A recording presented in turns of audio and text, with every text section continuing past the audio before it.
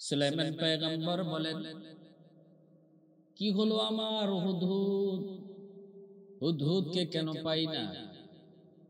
আল্লাহর পয়গম্বর সুলাইমান ওনার যতগুলি বাহিনী ছিল এর ভিতরে হুদহুদ পাখি হলো ওনার একটা উল্লেখযোগ্য বাহিনী, অত্যন্ত গুরুত্বপূর্ণ। এই হুদহুদ পাখি সুলাইমান আলাইহিস সালামের সিআইডির কাম করত, আবার পাতালের নিচের পানির সংবাদ দিত। এত গুরুত্বপূর্ণ ডিউটি হুদহুদ পাখি পালন করত। সুলাইমান পয়গম্বর একদিন দেখেন হুদহুদ পান না, আওয়াজ দিয়া বলেন, কি হলো আমার, কোথায় গেল আমার হুদহুদ? না জিগায়া গেল কেন? কোথাও যদি যেতে হয় তাহলে তো আমার অনুমতির প্রয়োজন ছিল, আমার নলেজে থাকার প্রয়োজন ছিল, কিন্তু সে গেল কোথায়? কেউ তো জানে না, আমিও তো জানি না, তোমরা জানো কি? অন্যান্য পাখিরা কয় না গো পয়গম্বর, আমরাও জানি না। ঈগল পাখি হলো পাখিদের সর্দার। পয়গম্বর ঈগল পাখিকে জিজ্ঞেস করলেন, তোমারে জানায় গেছে? ঈগল কয়, না গো নবী, আমাকেও হুদহুদ জায়গায় জিজ্ঞেস করে যায় নাই। নবী এত ফায়ার হলেন, এত রাগান্বিত হলেন, এত গুসা হলেন, তিনি পরিষ্কার তার ব্যাপারে ফরমান জারি করে দিলেন, হুদহুদ তারে যদি পাওয়া যায় তাহলে উপযুক্ত শাস্তি দেব, আমি ওরে জব করব। আর যদি উপযুক্ত কোনো প্রমাণ দিতে পায় তাহলে আমি হুদহুদকে হয়তো মুক্তি দেব, ছাড়পত্র দিব। প্রমাণ যদি পেশ করতে না পারে হয়তো হুদহুদকে আমি জবাই করে ফেলতে পারি। এত রাগ, এত গুসা। এই গল্প কি, যা দ্রুত যায় হুদহুদকে তালাশ করে বের করো। পাখিদের সরদার ঈগল আকাশে উঠল, আকাশে উঠে ঈগল হুদহুদকে খুঁজতে শুরু করলো। খুঁজে খুঁজে খুঁজে কিন্তু না না, পায় না, পায় না। অল্প কিছুক্ষণ পর ঈগল দেখতে পেল ইয়ামেনের সাবা এলাকা থেকে একটা হুদহুদ আকাশের উপর দিয়ে ভেসে আসছে। কাছাকাছি আসতে ঈগল যা ধরলো, কি ব্যাপার, কি ব্যাপার, কোথায় গিয়েছিলে, কেন গিয়েছিলে, অনুমতি নেও নাই কেন? নবীও জানে না, আমিও জানি না, খবর আছে যাও। নবী যে ফায়ার, তিনি তো এমন পয়গম্বর, আল্লাহ পাক দুনিয়ার বাদশাহ সুলাইমান নবীকে যেমন দান করেছিলেন, মানব দানবের উপরও তার রাজত্ব চলতো, পাখিদের উপরও নবীর রাজত্ব চলতো, হাইওয়ানাত গুলার উপরও নবীর রাজত্ব চলতো। সুলাইমান নবী পিপিলিকার কথাও তিনি বুঝতেন, পাখিদের কথাও তিনি বুঝতেন, হাইওয়ান বাঘ ভাল্লুকের কথাও তিনি বুঝতেন, সবাই তারে মাইনে চলতো। এত পাওয়ারফুল একজন বাদশা, শুধু বাদশা নন, আল্লাহর পয়গম্বর, শুধু বাদশা নন, তিনি আল্লাহর পয়গম্বর। হুদহুদ যদি উপযুক্ত কোনো প্রমাণ পেশ করতে না পারো, জানি না আজ তোমার কি হালত হয়। হুদহুদ হয় কয়, টেনশনের কোনো প্রয়োজন নাই, নবী কইছেনি উপযুক্ত কারণ, উপযুক্ত কারণ দর্শাইতে পারলে আমাকে মাফ করবি, কথা কইছেনি, না গেলেই জব করে লইব। আত্মপক্ষ সমর্থন আমার আসেনি নাকি আমার কথা শোনার আগে আমার মৃত্যুদণ্ড? কয় না না, নবী এমন বলে নাই। নবী তোমাকে সুযোগ দিবে, নবী তোমাকে সুযোগ দিবে আত্মপক্ষ সমর্থনের। তুমি নিজের কথা তুমি ব্যক্ত করবে, যদি উপযুক্ত মনে করে তবেই তুমি শাস্তি থেকে রেহাই পাবে। আর যদি তোমার কথা নবীর উপযুক্ত মনে না হয় তাহলে কিন্তু তোমার খবর আছে, লাযবাহান্না। নবী কইছে তোমার জবাই করে ফেলবে। ঠিক আছে, অসুবিধা নাই।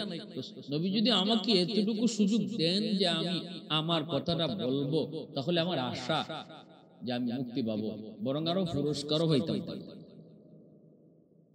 ঈগল কয় তাহলে চলো। সুলাইমান পয়গম্বরের সামনে এসে হাজির। এইবার নবী জিজ্ঞেস করে বলো কই ছিলা, কোথায় ছিলা, কেন গিয়েছিলা?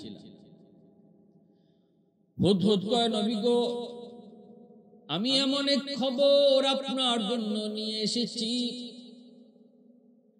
যেই সংবাদ আপনি আগে কখনো পান নাই। এমন এক খবর যেই খবর আপনারে আমার আগে কেউ দেয় নাই, এমনকি আপনি নিজেও জানেন না। এমন এক গুরুত্বপূর্ণ খবর আমি আপনার জন্য নিয়ে এসেছি গো নবী। সুলাইমান নবী বলতেছে কি এমন খবর তাহলে বলো। আমি আকাশে উঠতেছিলাম, আমি তো আমার জায়গাতেই ছিলাম, একটু পরে দেখতে পেলাম আরেকটা ঈগল আসলো, সে আমার জাতি ভাই। আমি তোরে জিজ্ঞেস করলাম তুমি কে? সে আমারে বলে তুমি কে? আমি বললাম আমি পয়গম্বর সুলাইমান আলাইহিস সালামের হুদহুদ, আমি ওনার একটা সৈনিক, আমি ওনার খাদেম, আমি ওনার খেদমত করি।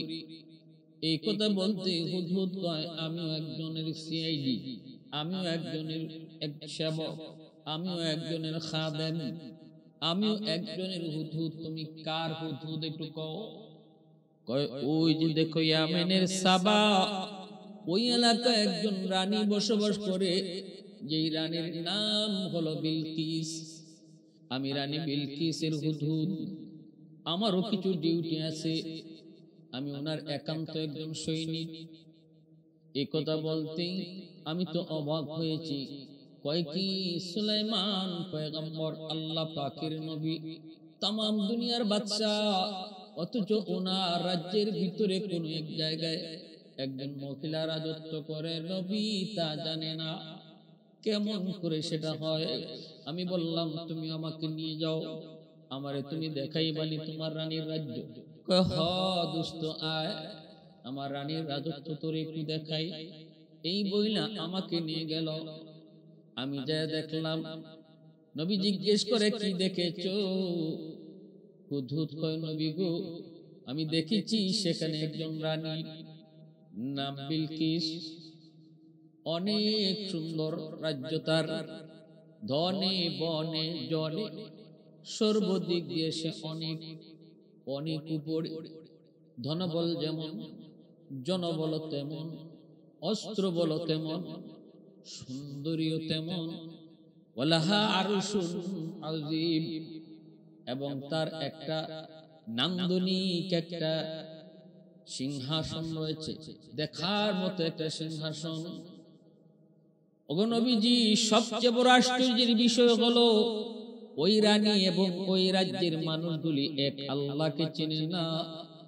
তারা সূর্যের পূজা করে, সকালবেলা সূর্যের পূজা করে, সূর্য ডুবার সময় সূর্যের পূজা করে, এক আল্লাহকে তারা চেনে না।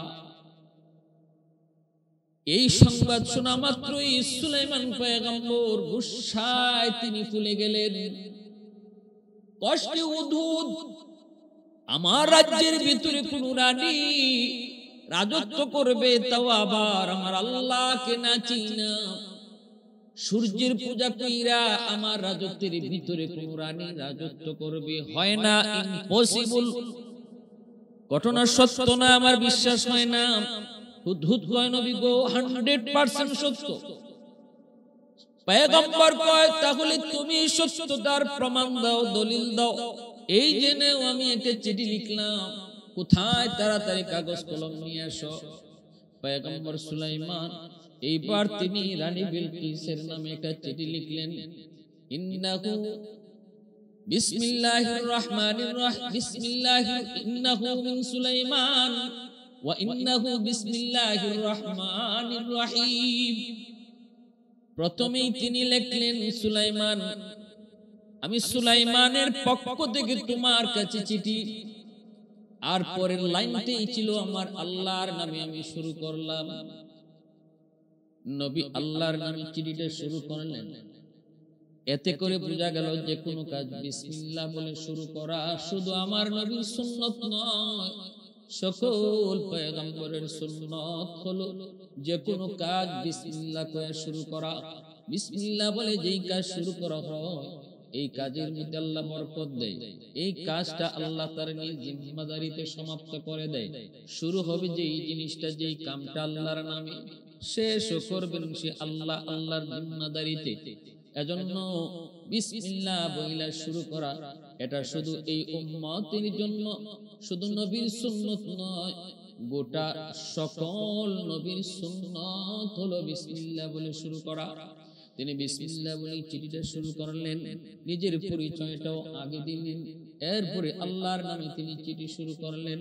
পরিষ্কার ভাষায় লিখলেন, ও রানী বিলকিস, খুব দ্রুত তুমি কালেমা পড়ে মুসলমান হও, আমার কাছে তুমি সারেন্ডার করো, আত্মসমর্পণ করো। আর যদি আমার কাছে আত্মসমর্পণ না করো তাহলে তৈরি হয়ে যাও, প্রস্তুত হয়ে যাও আমার সাথে যুদ্ধ করতে, আমি তোমার মোকাবেলা করার জন্য সৈন্য পাঠাবো। এই মর্মে তিনি চিঠি লিখা হুদহুদকে বলতেছেন, হুদহুদ, খবর যখন তুই দিলি চিঠিটাও তুই নিজে পৌঁছাবি, এবং এই চিঠি পাওয়ার পর রানী বিলকিসের প্রতিক্রিয়া কি হয়, রিঅ্যাকশনটা কি হয়, সেটাও তুই আমাকে এসে জানাবি। রিঅ্যাকশনটাও আমি দেখব, তখন আমি বুঝবো তোর খবর সত্য নাকি মিথ্যা। হুদহুদ টুটে করে চিঠি নিয়ে রওনা দিল। রানী বিলকিসের খাস কামরার ভিতরে হুদহুদ চিঠি নিয়ে ঢুকে পড়লো। পাখি তো ঢুকার তার জন্য সহজ, চিঠি নিয়ে খাস কামরার ভিতরে ঢুকলো। রানী বিলকিসের বুকের উপরে চিঠিটা রেখে আড়ালে একটা জায়গায় ওই হুদহুদ বসে সে রিঅ্যাকশনটা দেখতে লাগলো। রানী বিলকিস তার বুকের উপরে চিঠি, এই চিঠি পড়ছে, চিঠি পাইয়া তো অবাক, খুললো, চিঠির ভাষায় সে বুঝতে পারলো এই চিঠি জানতেন কোন মানুষের পক্ষ থেকে নয়, এই চিঠি হলো দুনিয়ার বাদশাহ সুলাইমান পয়গম্বরের পক্ষ থেকে চিঠি। এবং চিঠির ভাষাটাও নরম নয়, চিঠির ভাষাটাও বড় গরম, চিঠির ভাষাটাও বড় গরম। সাথে সাথে চিঠি পড়তেছে আর রানী বিলকিসের শরীর কাঁপতেছে।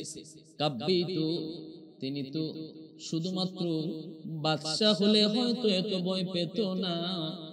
রানী বিলকিস তো জানেনি শুধু বাদশা না, ইনি তো নবী দাবি করেন। শুধু তো তিনি নবী না, ইনার আব্বা দাউদ আলাইহিস সালাম তিনিও নবী। অতএব সুলাইমান নবীর আরেকটা পরিচয় হলো তিনি নবীর ঘরের নবী। এক হলো তিনি নবী, আরেকটা পরিচয় তিনি নবীর সন্তান, নবীর বেটা নবী। 3 নাম্বার পরিচয় হলো তামাম দুনিয়ার বাদশাহ। 4 জন মানুষকে আল্লাহ তামাম দুনিয়ার বাদশাহী দান করেছিলেন, এর ভিতরে 2 জন হলো কাফের আর 2 জন হলো মুসলমান ঈমানদার। যে 2 জন কাফের, একজন হলো নমরুদ, আরেকজন হলো বুখতে-নসর। আর যে 2 জন হলেন মুমিন, একজন হলেন সুলাইমান পয়গম্বর, আরেকজন হলেন যুলকারনাইন। এই 2 জন হলেন মুমিন যারা দুনিয়া শাসন করেছেন, আর 2 জন হলো কাফের। সুলাইমান নবী এত পাওয়ারফুল, শুধুমাত্র মানুষের নবী নন, দানবের নবী নন, পশু পাখি হায়ওয়ানাত যত প্রাণীকুল রয়েছে সব কিছুর নবী। এমনকি বাতাস পর্যন্ত ওনার কথা মতো চলতো। আল্লাহ বাতাসকেও তার অনুগত করে দিয়েছিলেন। পয়গম্বর সুলাইমান কোথাও যেতে চাইলে বাতাস ওনাকে এক জায়গা থেকে আরেক জায়গায় পৌঁছায়া দিত। ক্ষমতা কার? আল্লাহ। নবীদের মুআজিজা, ওলিদের কারামত, এগুলা তাদের ব্যক্তিগত কোনো শক্তি না, এই শক্তিটা দেন আল্লাহ। ঘটান নবীর মাধ্যমে আল্লাহ তার শক্তি প্রকাশ করান ওলির মাধ্যমে। নবীর মাধ্যমে আল্লাহ যখন তার কুদরত প্রকাশ করান সেটা হয় মুআজিজা। ওলির মাধ্যমে আল্লাহ যখন তার কুদরত প্রকাশ করান তখন সেটা হয় মুআজিজা, তখন সেটা হয় কারামত। আমাদের সমাজে কিছু মানুষ ওলি আল্লাহদের কারামতকে বিশ্বাস করতে চায় না। তারা বলে এগুলো আজগুবি কথা, এগুলো গল্প গুজব, এগুলো গল্প গুজব, ওয়াজ নসিহত করলেও কয় হুজুর খালি গল্প করে, অথচ এই গল্প আর কিচ্ছা আল্লাহ নিজে বলতেছেন পবিত্র কোরআনে সূরাতুন নমল পড়েন, আল্লাহ পাক নিজে এই কাহিনী শুনাইতেছেন। অবাক হয়ে যাবেন, তাই তো না? কেমনে সম্ভব, কেমনে সম্ভব? হুজুররা খালি আজগুবি কথা কয়। আরে কেমনে সম্ভব? আল্লাহর কাছে কেমনে সম্ভব বলতে কিছু নাই। আল্লাহ যদি চায় তাহলে সব অসম্ভবকে আল্লাহ সম্ভব বানায়। নবীর মাধ্যমে আল্লাহ যখন কোন অসম্ভব কাজকে সম্ভব বানায় সেটা হয় মুআজিজা, আর ওলি আল্লাহদের মাধ্যমে আল্লাহ যখন কোন অসম্ভব কাজকে সম্ভব বানায় সেটা হয় কারামত। কারামাতুল আউলিয়া হাক্কুন, ওলি আল্লাহদের কারামত হক। নবীদের মুআজিজা যেমন হক, ওলি আল্লাহদের কারামত হক। এখানে একজন নবীর কথা আল্লাহ বলতেছেন, সূরাতুন নমলে আল্লাহ পাক আরেকজন ওলির কথাও বলবেন। একজন ওলির কারামতের ঘটনা ওই সূরার মধ্যে আল্লাহ বলছেন। নবীর মুআজিজা, নবীর মাধ্যমে আল্লাহর কুদরত প্রকাশ করাইছেন এই কিচ্ছা, এই কাহিনীর ভিতরে। আবার এই কাহিনীর ভিতরে একজন ওলির মাধ্যমেও আল্লাহ তার কুদরত আর শক্তিকে প্রকাশ করাইছেন। এরপরও বলো যে ওলিদের কারামত মানি না? কোথায় বলছেন? একটু সামনের দিকে, একটু মনোযোগ দিয়ে শুনুন। চিঠি পাওয়ার পর রানী বিলকিস সাথে সাথে তিন বাহিনীকে ডাকলো, তিন বাহিনীর প্রধানকে ডাকলো, ডেকে ডেকে জরুরি মিটিং এ বসে গেল। এখনো রানী বিলকিসের শরীর কাঁপতেছে। সে পরিষ্কার ভাষায় তার সংসদে বলল, অনেক দামি একটা চিঠি আমার কাছে এসেছে সুলাইমান পয়গম্বরের কাছ থেকে, দুনিয়ার বাদশা যিনি তার কাছ থেকে চিঠি এসেছে।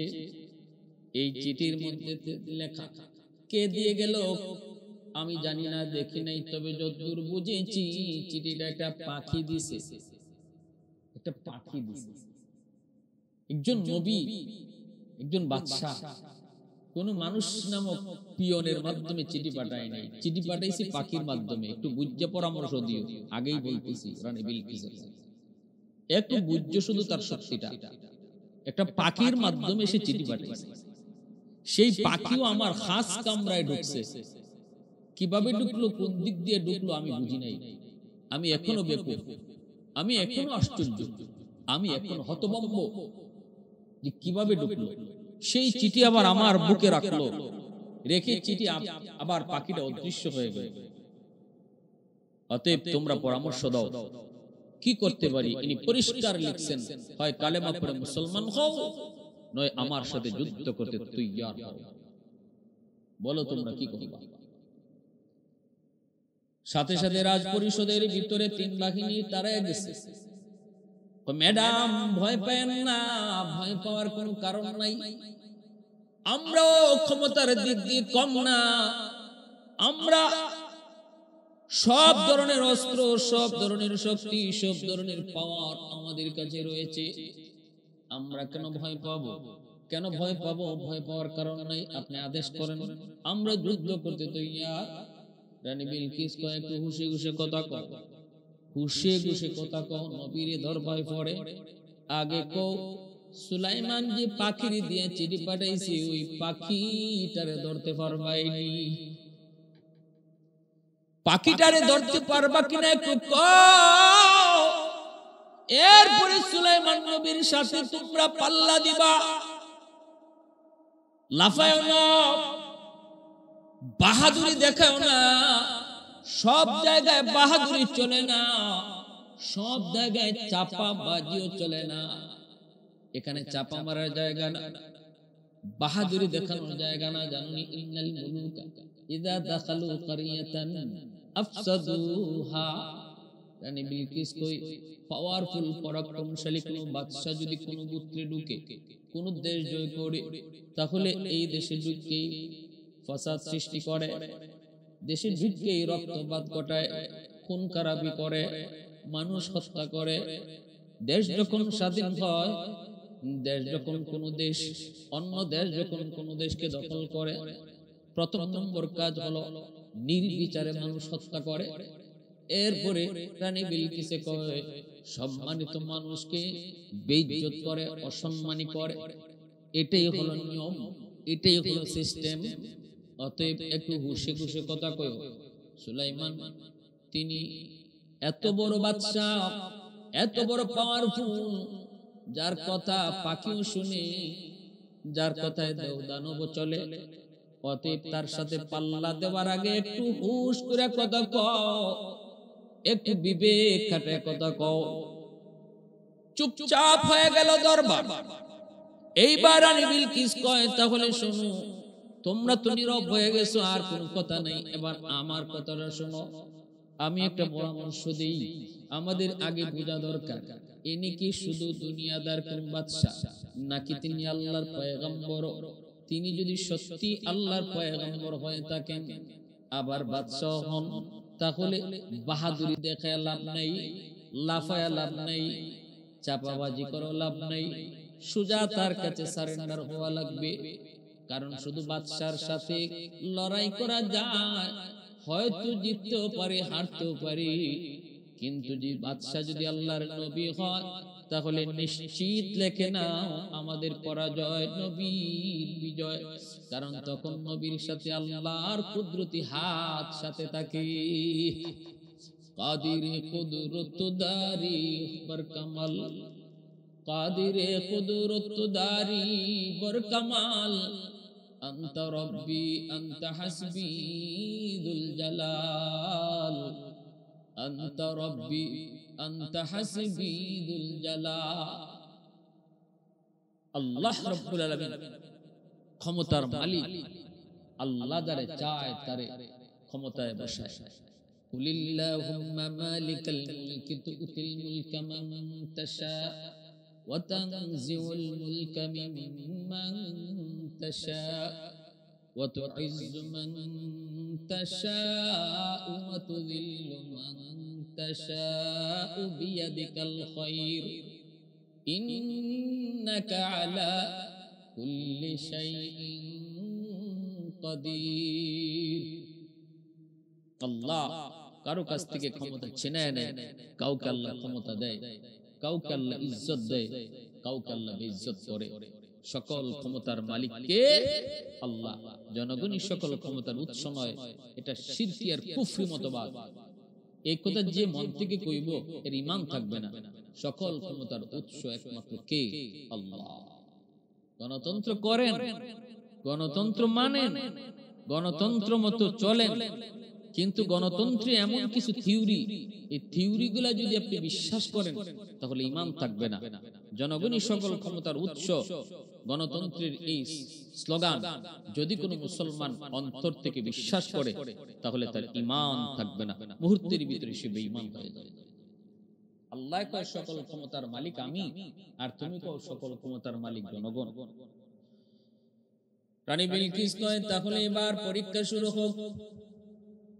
যদি উনি সাধারণ দুনিয়ার একজন বাদশা হয়ে থাকেন, নবী না হন, তাহলে আমরা একটু চিন্তা করব যুদ্ধ করার, মোকাবেলা করার। আর যদি তিনি পয়গম্বর হন তাহলে অসম্ভব, পয়গম্বরের সাথে যুদ্ধ করে কোনো লাভ হবে না।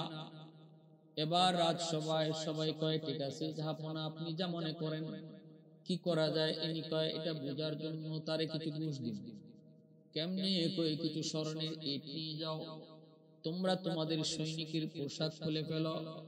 500 জন সেনা অফিসারকে তিনি পোশাক পরিবর্তন করায়া, ধর্মীয় পোশাক পরায়া, ইসলাম ধর্মীয় পোশাক পরায়া 500টা স্বর্ণের ইট সাথে করে দিয়ে দিয়েছেন ঘুষ হিসাবে। এক একটা ইট 2.5 কেজি ওজনের, এক একটা ইট স্বর্ণের ইট।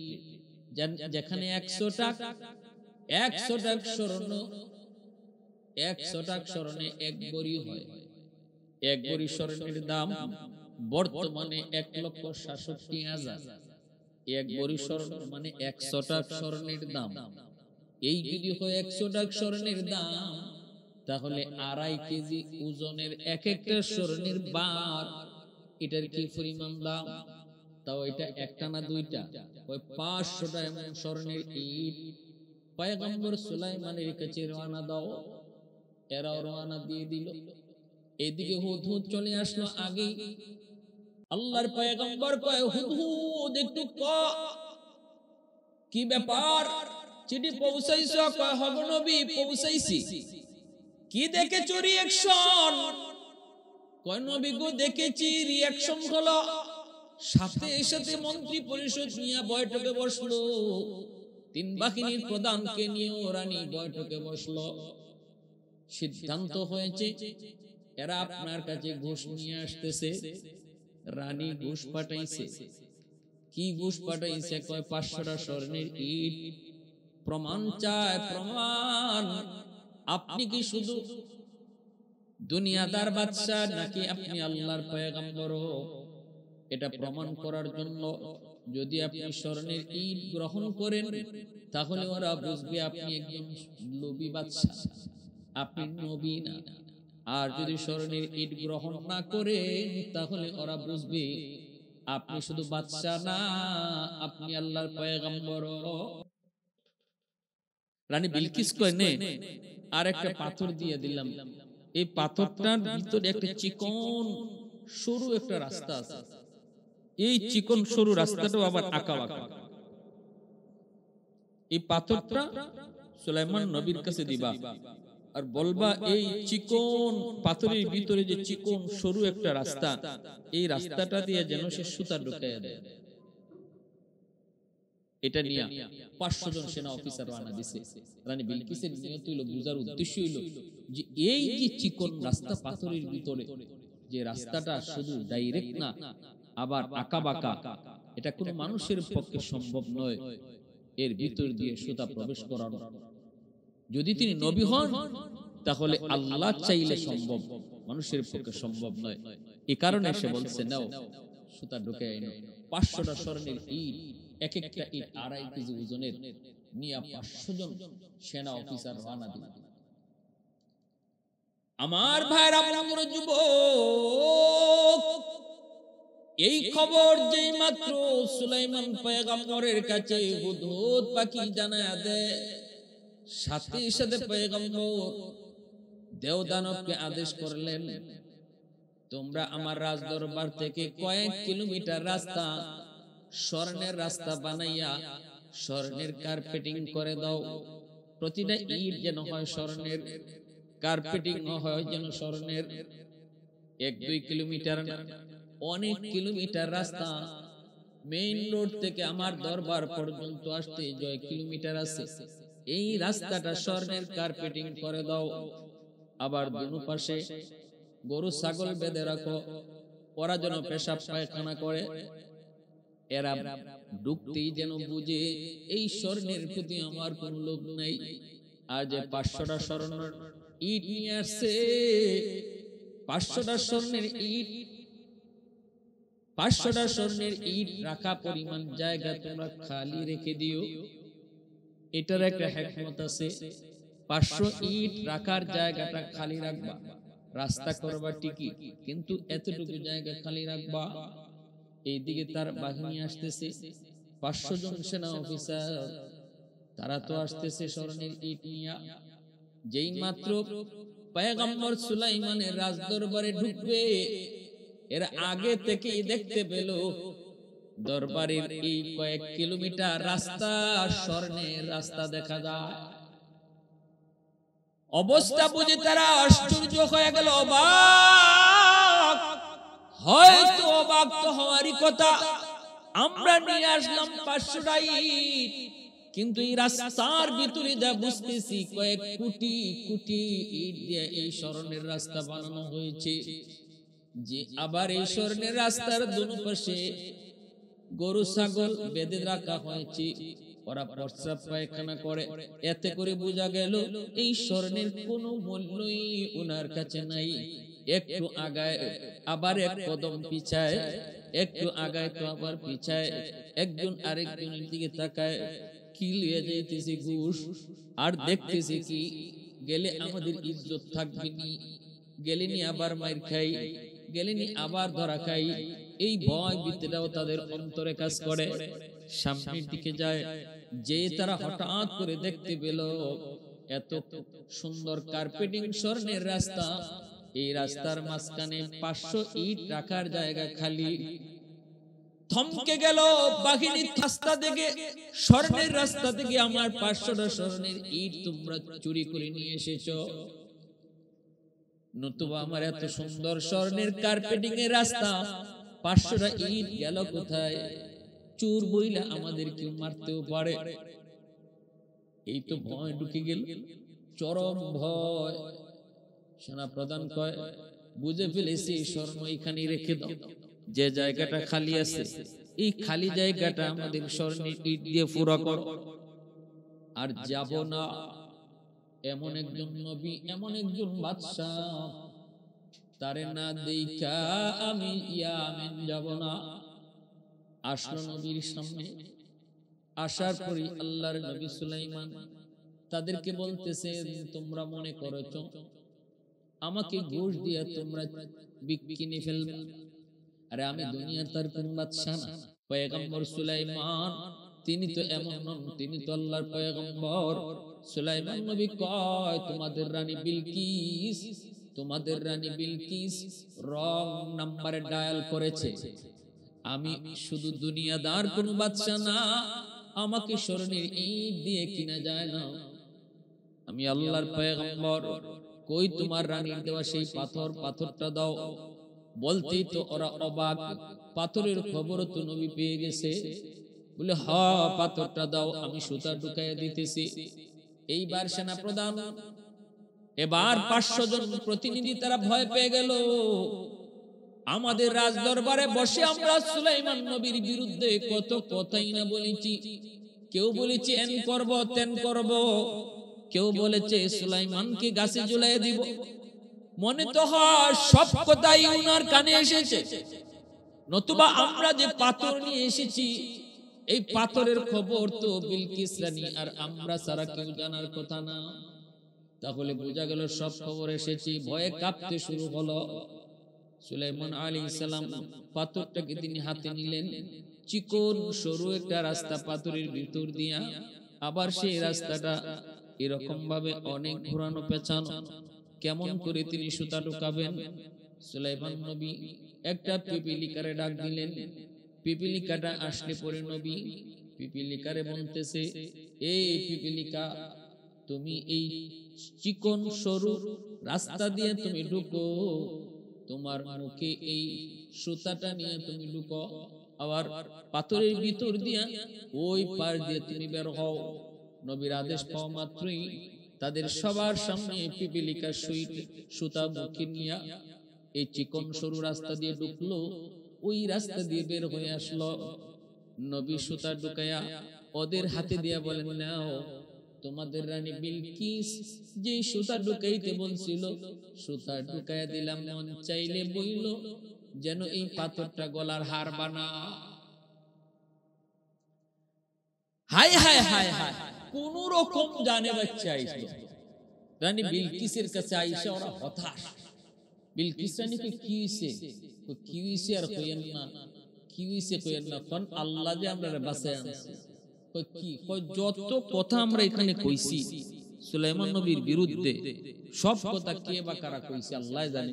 পাথর যে আপনি দিছিলেন, এই পাথরের খবর আমাদের আগে নবী রেখে জানাইয়া দিছে। স্বর্ণের ইট যে দিছিলেন, এই স্বর্ণের ইট, এই 500 ইট লইয়া যাইতাম, আপনি অত ফকিন্নির ফকিন্নি আর আমরাও এমন ফকিন্নি, যায়া দেখি এমন কোটি কোটি স্বর্ণের ইট দিয়া সুলাইমান নবী রাস্তা বানায় রাখছে। এখন আমি 500 ইট তারে ঘুষ দিতাম, কোন মুখে কোন শরমে? শরম আছে না নি? আরো দেখি কি 500 ইট রাখার জায়গা খালি, এখন তো আরো লাগছে ভয়। এই ইট গুলা লইয়া যদি যায় আর নবী যদি কয় আমার রাস্তা থেকে চুরি করে তোমরা 500 ইট লইয়া আইছো, তাহলে তুই 100% সেগুলোই বিশ্বাস করব। এত সুন্দর স্বর্ণের রাস্তা, এই জায়গার মধ্যে 500 ইট এই রাখার জায়গা খালি থাকতো কেন? অতএব আমরা চুরি করছি, এটা প্রমাণিত হয়ে যাইব। ডরের সূত্রে, ডরে আর ভয়ে আপনার দেওয়া 500 ইট আমরা উনার রাস্তা ওই গ্যাপ জায়গাটা পূরণ করে দিয়েছি। কামের কাম করছো, তো এরপরে আর কোনো কথা নাই, যা ওইবার যা হইছে, যা দেখবার আমরা দেখছি, আর নেন আপনার হাতর, নেন আপনার সুতা। সুলাইমান নবী এই কথাগুলা বিলকিস রানী শোনার পরে কয়, এখনো কি তোমরা যুদ্ধ করার খায়েশ আছে তার সাথে? কয় জি না, আমরা আর খায়েশ নাই।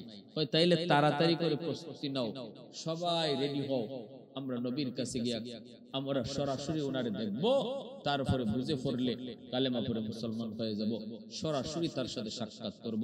বিলকিস রানী নিজে রওনা দিয়ে দিছে।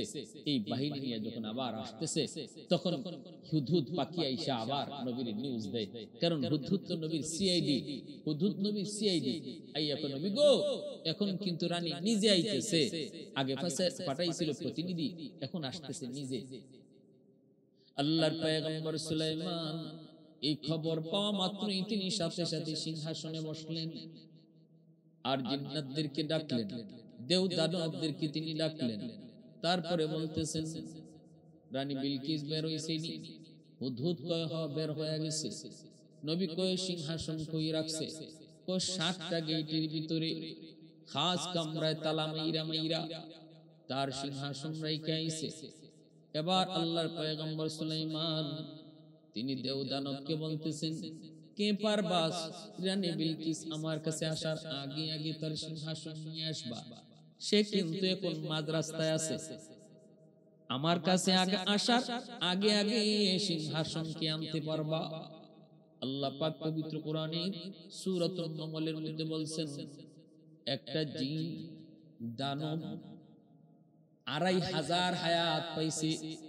ওই সময় এই ইফরিত নামক জিনের বয়স ছিল 2500 বছর। এই ইফরিত নামক শক্তিশালী ওই জিন দ্বারা বলতেছে, নবী গো, আপনি আমাকে অনুমতি দেন, রানী বিলকিস আপনার কাছে পৌঁছার আগে আগে আমি সিংহাসন পৌঁছায় দিব। আল্লাহর পয়গম্বর সুলাইমান ডাক দিয়া বলেন, না না, আমি এর চেয়ে আরো তাড়াতাড়ি চাই। আসুনি এমন কেউ রানী বিলকিস আমার কাছে আসার আগে আগে, না, এর চেয়ে আরো তাড়াতাড়ি করে কি সিংহাসন আনতে পারবা? সাথে সাথে ওনার দরবারে একজন মানুষ বসা, যিনি ইসমে আজম জানতেন, যার কাছে এলেম ছিল, যার কাছে দ্বীনের এলেম ছিল, দ্বীনি এলেম, কোরআনের এলেম, আখিরাতের এলেম ছিল। এই এলমের নূর তার কলিজার মধ্যে ছিল। জিন্নাতেরাও তখন সারেন্ডার করে, কয় না, এর চেয়েও বেশি তাড়াতাড়ি আমাদের দ্বারা সম্ভব নয়, তবে এর চেয়েও যদি তাড়াতাড়ি আনতে হয় তাহলে এটা মানুষের কাম, আমাদের দ্বারা সম্ভব না। মানুষের ভিতর থেকে আল্লাহর একজন ওলি, এই যে বলতেছিলাম, আগেই বলেছি, এতক্ষণ পর্যন্ত পয়গম্বরের মাধ্যমে আল্লাহ তার অলৌকিক ক্ষমতা প্রকাশ ঘটাইলেন, এখন আল্লাহ পাক তার একজন ওলির মাধ্যমে তার কুদরত প্রকাশ করাইবেন। তিনি সুলাইমান নবীর আপন খালাতো ভাই, যার নাম ছিল আসিফ ইবনে বারখিয়া। তিনি দাঁড়ায় বলতেছেন, নবী গো, যদি অনুমতি দেন আমি আরো আগে আনতে পারবো। নবী বলতেছে, কতটুকু আগে একটু শোনাও তো দেখি। ক্বাবলা আন ইয়ারতাদ্দা তারফুক, আপনি চোখটা মুছবেন আর চোখ খুলবেন, সাথে সাথে দেখবেন সিংহাসন হাজির।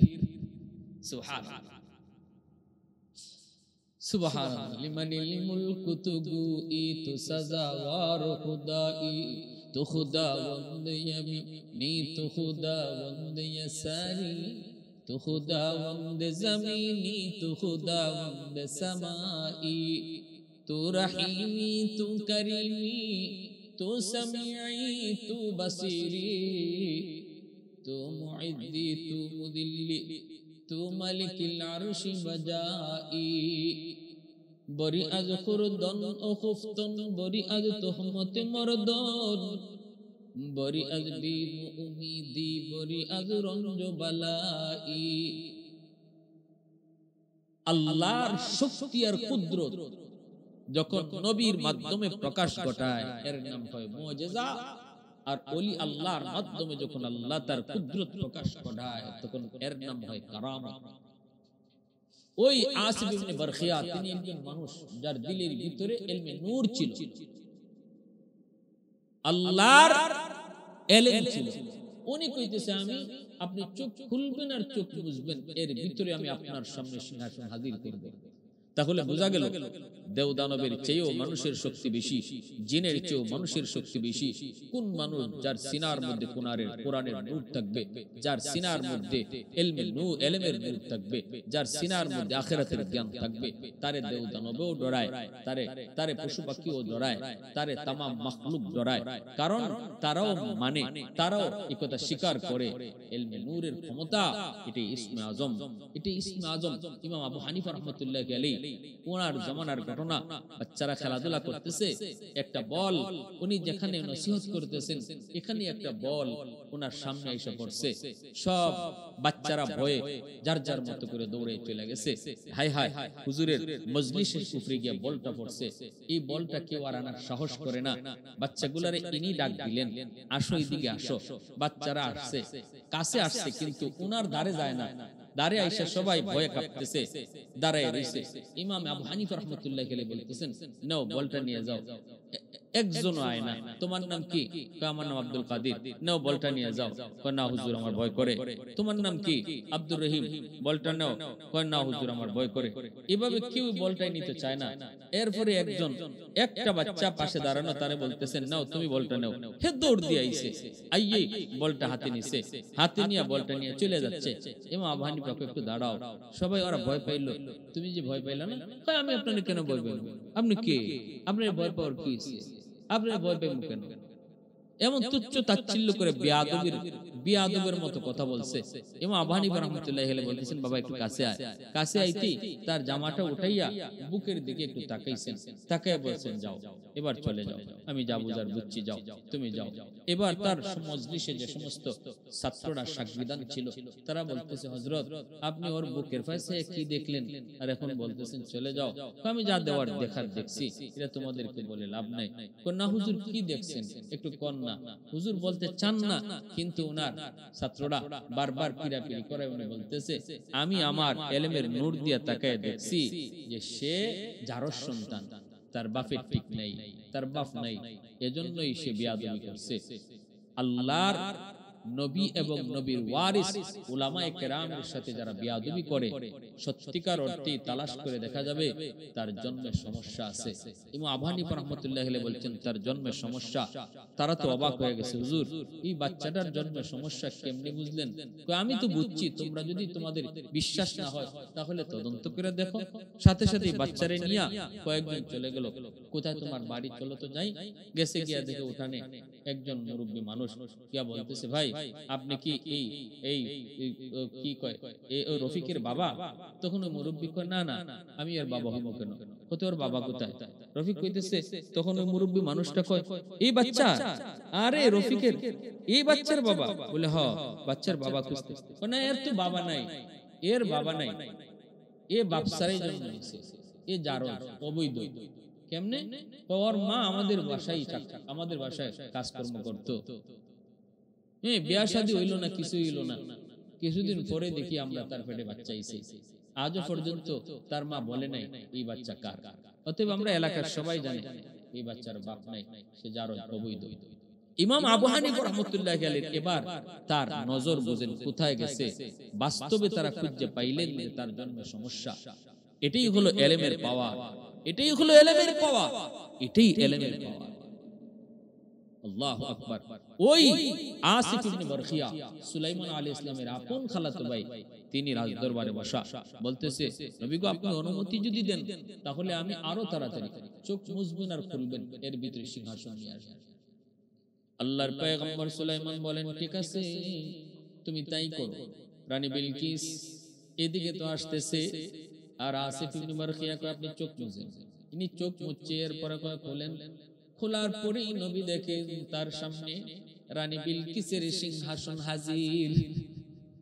আল্লাহর পয়গম্বর সুলাইমান তার সিংহাসনের পাশেই রানী বিলকিসের সিংহাসনটা রেখে দিলেন। আর জিন্নাতদেরকে বললেন, না কিরুহা, একটু তোমরা চেঞ্জ করো, একটু নকশার মধ্যে পরিবর্তন ঘটাও। রানী বিলকিস যখন আসলো, নবী তার সামনে বসতে দিলেন, তারে ফুলের সুস্বাগতম জানানো হলো, সংবর্ধনাও দেওয়া হলো, পুরা দরবার তার জন্য আলোকসজ্জায় সজ্জিত করা হলো। সম্মান যা দেওয়ার পরিপূর্ণ সম্মান তারে দিয়েছেন, পাশেই তারে বসাইছেন। সুলাইমান নবীর পাশেই সিংহাসন রানী বিলকিসের। রানী বিলকিস এই সিংহাসনের দিকে তাকায় আর শুধু অবাক হয়, ঘটনা কি? আমার সিংহাসন এই জায়গায় কেমন করে আসলো? আমি তো আমার সিংহাসন 7টা গেটের ভিতরে তালাবদ্ধ করে এসেছি, এই সিংহাসন কেমন করে আসলো? বিশ্বাসও করতে পারে না, আবার আমার কইতেও পারে না। সুলাইমান নবী কয়, সিংহাসনটা কি তোমার? এটা কি তোমারটার মতো? রানী বিলকিস কয়, কান্নাহু, হ, এটা তো আমার সিংহাসনের মতোই লাগে। দুজনেরই বুদ্ধি আছে, নবীও জিজ্ঞাসা, এটা কি তোমারটার মতো? রানী বিলকিসও কয়, আমারটার মতোই তো লাগে। আমারটাই বলে নাই, আমারটার মতোই লাগে। নবী তখন মুচকি হেসে বলেন, এটা তোমারই, তোমারটার মতো নয়, সিংহাসন এটা তোমারই। তখনই রানী বিলকিস বুঝে গেছে, হায় রে, আমি তো আগে প্রতিনিধির মাধ্যমে শুনেছি তার পাওয়ার, তার শক্তি, এখন তো নিজের চোখে দেখলাম যেই সিংহাসন আমি নিজের হাতে তালাবদ্ধ করে রেখে আসলাম, সেই সিংহাসন আমি আসার আগে আগে নবীর কাছে পৌঁছে গেল। অতএব ইনি তো শুধু সাধারণ বাদশা নন, অবশ্যই তিনি আল্লাহর পয়গম্বর। রানী বিলকিস নবীর কাছে সারেন্ডার করলেন, কালেমা পড়ে মুসলমান হলেন। এরপরে সুলাইমান আলাইহিস সালাম তিনি রানী বিলকিসকে, এক রওয়ায়াত, ইসরাইলি রওয়ায়াতে এসেছে, বিয়েও করেছেন। বিয়ে কইরা তারে আবার ইয়ামেনের সাবার গভর্নর বানায় রাখছেন। রানী বিলকিসের ওই এলাকার গভর্নর ছিল। আল্লাহ পাক এই ঘটনা পবিত্র কোরআনুল কারীমে তিনি নিজে উল্লেখ করেছেন, মেসেজ দিয়েছেন, শিখাইছেন, জানাইছেন। সুলাইমান আলাইহিস সালাম তিনি একজন নবী, নবী হওয়ার পরও বাদশা হইছেন। অতএব একজন আলেম, সে আলেম হয়ে চেয়ারম্যান হতে পারবে না, আলেম হয়ে এমপি হতে পারবে না, এমন কোন কথা, এমন কোন বিষয় কোরআন হাদিসের তো আমরা পাই নাই। বরং আমরা পাইছি নবী হইও আল্লাহ বাদশা বানাইছেন। তাহলে বোঝা গেল বাদশাহী থেকে নবুয়ত অনেক বড়। এরপরে আবার আল্লাহ বাদশাহী দিলেন কেন? একজন আলেম, সে আলেম হইও জনপ্রতিনিধি হইতে পারে। জনপ্রতিনিধি হওয়ার যদি যোগ্যতা তার মধ্যে থাকে, সে অবশ্যই সে দায়িত্ব চেয়ে নিবে, সে দায়িত্ব নিবে, দায়িত্বের প্রার্থী হবে। কারণ তার কাছে দেশের সম্পদ আমানত থাকবে, কোরআন হাদিসের জ্ঞান তার অন্তরে আছে। আল্লাহ উদ্বুদ্ধ করেছেন, সে ঘটনা আল্লাহ আমাদেরকে না জানাইলেও পারতেন। সুলাইমান একজন বাদশা ছিলেন, এতটুকু আল্লাহ আমাদেরকে না জানাইলেও পারতেন। নবী হইয়া বাদশাও ছিলেন, আল্লাহ জানাইয়া উদ্বুদ্ধ করেছেন উম্মতে মুহাম্মদীকে, তোমরা শুধু কোরআন হাদিসের জ্ঞান তোমাদের নিজের ব্যক্তি জীবনে সীমাবদ্ধ রাখবা না। আমি আল্লাহর পরিচিতি, আখিরাতের ফিকির, কোরআনের বিধান সমাজে প্রতিষ্ঠা করো, সমাজের মানুষকে বুঝাও, সমাজের মানুষের খেদমতে নিজেকে নিয়োজিত করো। আল্লাহ আমাদের সবাইকে বুঝার, সে অনুযায়ী আমল করার তৌফিক আল্লাহ দান করুন।